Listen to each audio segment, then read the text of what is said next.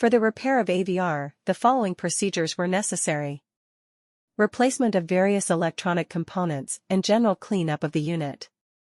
For testing we use generator simulator panel AVR and a power supply 440-volt AC.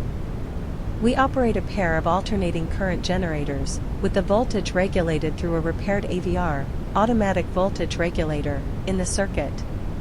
As shown, by adjusting the rotational speed, Hertz, the AVR maintains a constant voltage of 440 volts, which has been preset using an external potentiometer.